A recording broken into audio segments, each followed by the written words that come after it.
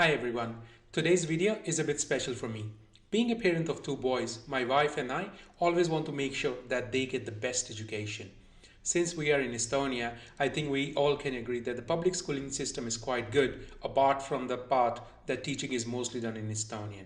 Which makes sense as government schools would always want their future generation to speak the national language. But as expats, it is a bit difficult for our kids to adapt to it and get adjusted in the public schools easily. Don't get me wrong, public school staff is really helpful and they try their best to accommodate, but even then, many kids' stress levels stay high due to not understanding the language fully and feeling left out. But Tallinn English College is the only school in Tallinn which offers both Estonian and IB English curriculum from grade 1 onwards. This is one of the top schools in Estonia, and that is why there is a long waiting list on which you have to put your kid's name and hope that they get called for the test in the upcoming school term. So, to understand more about the school, its curriculum, how to prepare kids for the test, and also the future plans of the management to increase the seats as the number of expats are increasing in Estonia, I met with the headmaster, Toomas Krusimägi. He is with the school for more than 2 decades and is a very well-known personality in the education field in Estonia. So let's jump into the conversation that I had with him, and I hope it helps to answer the questions of some of the parents who may want their kids to go to this school in the future. Alright, so welcome to the show, and I'm really excited to talk to you today because I, being an expat here in Tallinn, I have many friends who have been looking for admission in different schools for their kids, and especially Tallinn English College, which is considered as one of the reputed schools in the country as well. But the waiting list is huge. We know that. But let's just get deep into the school's history, when you started and everything, and let's try to create some awareness within the parents so they know what they have to do or they can do to get their kids into the school. So before we start, can you just tell us a bit about yourself, when you started, how you ended up here? Yeah, thank you very much for having me here today. I studied as a teacher and continued my career through different stages, from a teacher becoming a deputy head of foreign languages and relations, and then applied for the position of a head teacher. And so here I am. So very briefly, my career. But if you can tell us, like, when did you start with the school? The school was founded in 1940, which is a consensus between the alumni. We know that most probably the school existed earlier, but it wasn't settled to a specific location in Tallinn. The Second World War took the school to different buildings. It wasn't a school in the if we consider the parameters today of a school, a very tiny unit of students and teachers, and that's the reason why the alumni have decided that 1940 is the first year. That is the time when the school was given the name, in inverted commas, Tallinn Secondary School number 7, inverted commas in the sense that it wasn't the name, but it was very much in line with the Soviet ideology that everybody and everything is equal, and so the schools had numbers, not to make a differentiation between the different schools, so that to indicate that whichever school the parents choose, they were all equally of high standards and quality. It was the same approach to enterprises, factories, although the number sometimes indicated that it was a military plant or factory producing military equipment, but you couldn't make the difference if they were numbered. So a number, one number among other numbers. Right, so 1940, 1960, if we're talking about the history, was one of the pillars, if to say so, as to the story of the school. It was the first school in Estonia, but also in the Soviet Russia, actually, which started specialization. And our specialization was in English. And that was due to the fact of the very innovative approach from the part of the leadership of the school, especially of the deputy head, who understood a very basic concept that an intelligent person is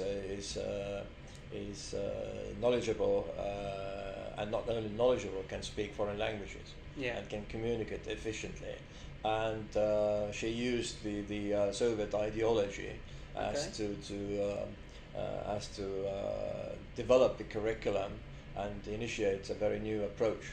Today we are talking about content language integrated learning, language immersion, and what was started in 1960 actually could be considered the first steps towards those movements and pedagogies and methods which are not so widespread in the world today under those acronyms and names.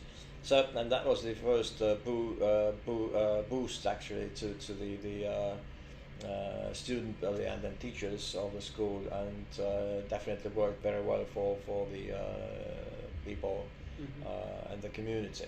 Okay. And the second sort of major boost as to the curriculum design was in the 21st century, when we moved to implementing the international baccalaureate programs. It was the first public school in Estonia which introduced the international baccalaureate. First it was a diploma program because it was voluntary and it wasn't part of the compulsory education, and later on we moved to the primary years program, and by now we have implemented successfully all three programs. So the whole continuum is represented here, and it's possible to follow the international baccalaureate programs from age 7 to 19. Okay. So in Tallinn English College is the only public school which teaches English as a curriculum, along with the Estonian curriculum as well. But, why do you think other schools are not picking up on it? Because this school is doing great. I think it goes back to this history of the specialization in English, culture, languages, and studies. We needed a new incentive, a new motivation. At the same time, the end of the 1980s, beginning of the 1990s, brought us independence. We've regained independence. The background changed dramatically, in the sense that the number of families, Estonian families, which became mobile due to the new political situation, was growing, and they needed international programs where their kids, if they are away, for example, a certain period of time, either in Brussels or any other place in the world, they could return and very smoothly continue their studies in school. At the same time, the number of foreign companies and people grew in Estonia, and the interest grew, and we also had to cater for this segment more and more. So which means that international baccalaureate, due to the fact that their values, their curriculum is designed in a way to cater for the mobility, but at the same time the core of that program is so great and in line with our visions, then it was a very logical thing for us to do. Maybe this urge, it has not yet reached other schools, or they have taken different paths, because autonomy is one of the key words which characterizes Estonian education. So there is a great deal of autonomy as to the school leadership, or teachers are very autonomous in what they do. Every school can create their own curriculum. So the way they do it, the way every individual school sees their vision and mission, that's up to the schools. It makes complete sense, because schools are allowed to create their own curriculums, so as per their demand. But I think it's a really forward thinking that this school's management had decades away before, so that's why they started this, and it's paying off, and as I said, this is considered as one of the top schools, and I think it has paid off very well. You're very kind. Thank you. Yeah, it is actually, because as I said, like in expat community, we are always talking about, like, there are private schools, but then again, if we can get into public school which is as good as private school or even better, and still our kids can study in English, that's what we want, and that's why I'm here to just get to know more about it. Yeah, okay. So another thing I have seen, like doing the application, because what I understand is here is a set of category. If you fall in that category as a parent or as a worker in this country, and then only you can apply for admission for your kids. Can you clear that up? Yeah, you already partly have answered the question you have asked, and that is the status of the school. It's a public school. Yeah. And the government and Ministry of Education and Research has acknowledged that we need such a program in Estonia, and of course the government has indicated the so-called target groups, the priority groups who the program is intended to. So therefore, right, you are in the contract. We have the set of categories, or the categorized the occupations who have the who belong to, or for the kids whose parents fall into those categories. Yes, they do have this priority. Okay. So guys, what I'm going to do, I'm going to put that list up as well after in the link as well, or maybe on the screen as well, so you guys can also check. If you fall in one of those categories, then obviously go ahead, at least fill in the application form, and when the seats are available, I'm sure the management will get in touch with you guys. All right, the next one is again, the school is like top notch. That's why so many parents want their kids to study here, and this has made the waiting time is too long. So, like, what are the school's plan to handle that? Because, kids want to come and study in this school, but there are not enough seats. What are you planning? Yeah, that's the sort of consensus which we have to reach with the Tallinn City government and the Ministry of Education, and to discuss it in a greater depth about the approaches to the present situation. So whether to increase the intake, whether to have let's say a new section somewhere, or how to approach the whole situation. So I think that, well, at the moment, of course, the war in Ukraine has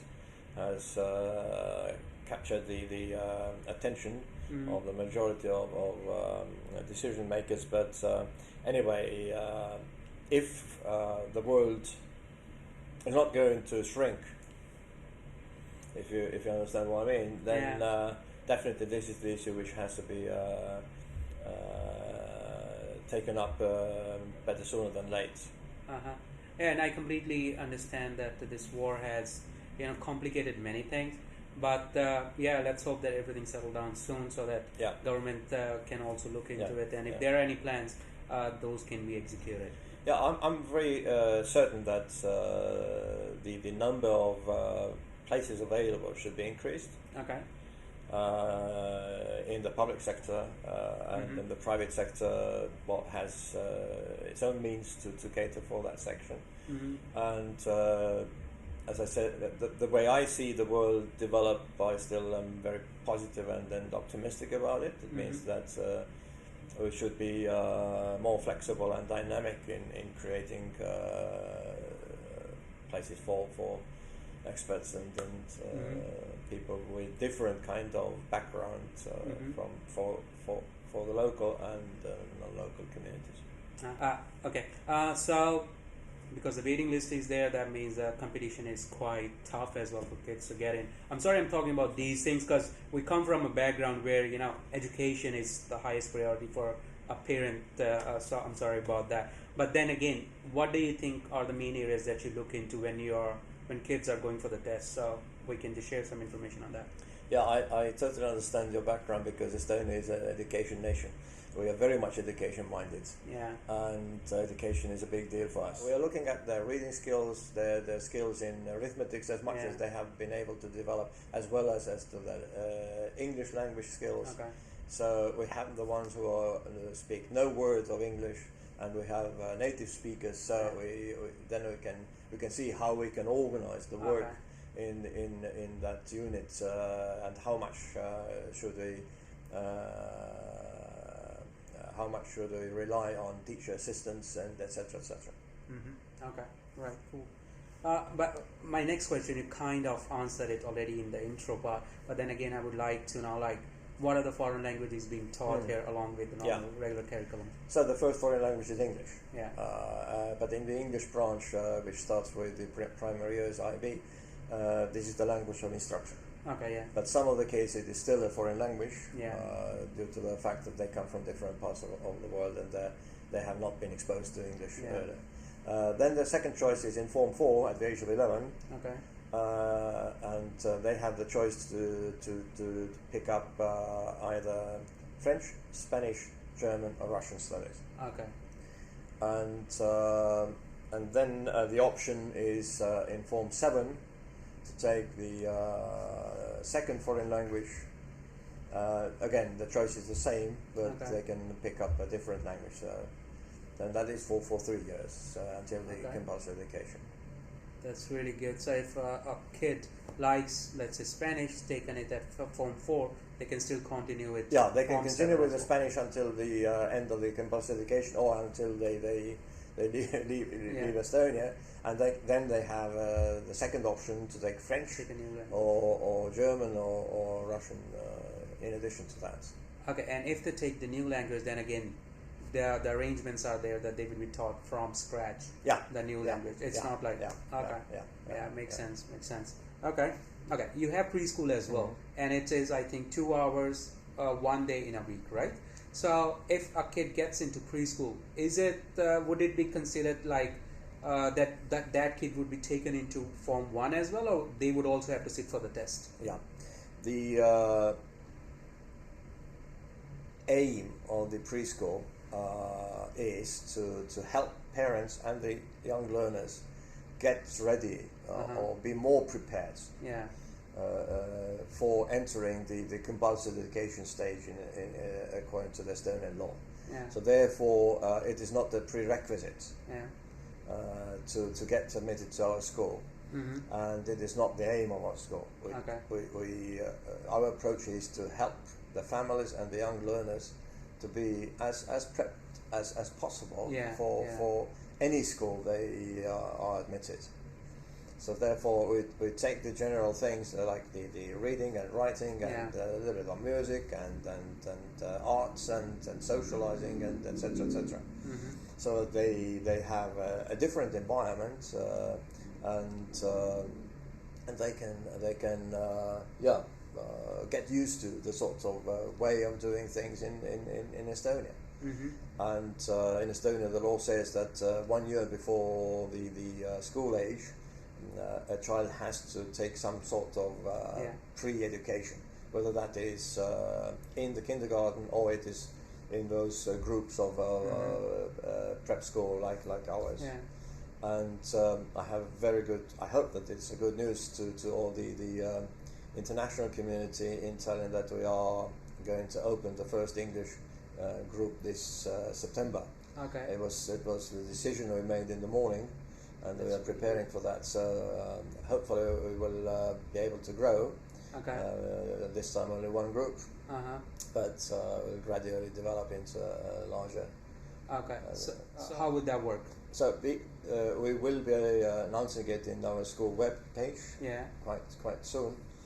And then we already have parents who have approached us about the English medium prep, and then so we will be in contact with them, and then some places will be available to the general public to apply for. So this is another program that the school is starting on top of the preschool program already running. This is parallel. In Estonia. It is parallel. So we have the preschool so far in Estonian language, but we will take the first pilot group this September in English. Okay, that's good. That's very good news, guys. The English program is opening up. I'm not sure how many seats are going to be there, if we would be able to have any seat there, but it's a good opportunity. So keep an eye on the website, and when the news comes out, just follow the instructions there. That's very good. The last question I think I want to ask, but another thing before I move on to my next question, I want to ask, if a kid goes into this preschool, that's just one day in a week for 2 hours. So at the same time they can attend their regular kindergarten as well, right? It's usually in the afternoon. Yeah. It starts around 3 o'clock or so. So some parents have made the decision that this day is going to be a shorter day in the kindergarten. Yeah. Those who do not attend any kindergarten activities, they will be coming then to school. Okay. Right. And the seats, the admission, let's just call it admission for preschool is open already. I'm sure that seats are gone, but still, if anyone wants to fill in their form, they can do it. Yeah, still? they can do it. Okay. Yeah. And as I said, the English language group will be open, and the applications will be the admissions will be open. I'm pretty sure next week sometime. Okay. If not earlier. So the earlier the better. Right. Yeah, but definitely, if people have the intention, the first step is to apply. Yeah. And what we have seen is that quite many parents apply for preschool admissions in different places. Yeah. And what they are going to accept and where they are going to send their kid for preschool, that might be decided by the end of August. So there have been openings, and I'm pretty sure changes will be made also in that list throughout the summer. So it's if you have applied, you have already been taking the first step to be successful in this application process. Okay, right. That makes sense. All right. In the end, I just want to ask. I know, like, expats who want the good education. I'm sure as the local parents as well. Our kids are going to the private schools and everything. We're paying a lot of fee to them. But is there any annual fee that the parents have to pay if their kids are in this school? Why I'm asking is because someone, like a local parents, told me it's like 300-400 euros, something like it's annual. This is the sort of thing which is the voluntary contribution to the foundation which the parents have established just to help school or give their share in different activities. For example, yesterday we had the annual concerts. This time it was dedicated to the 80th plus anniversary of the school. And we had the alumni and the present students performing side by side in Alexela's concert hall.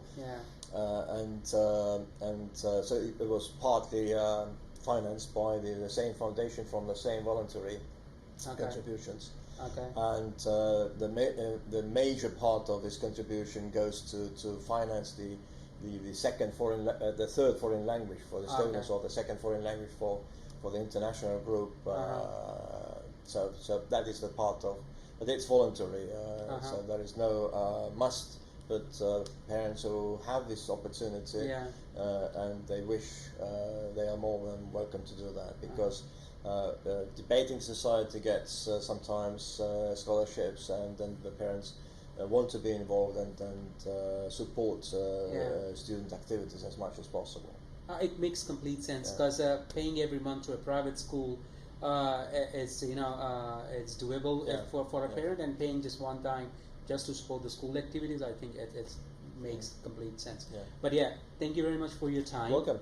And I think I got a lot of answers for myself as well, because I have 2 boys, and I'm sure our expat community, many of those parents would also find some useful information from it, and they may reach out to you. We may trouble you a bit more. No, that's fine. Welcome. Thank you very much. Welcome once to again. Thank you very much. All right. Thank you very much.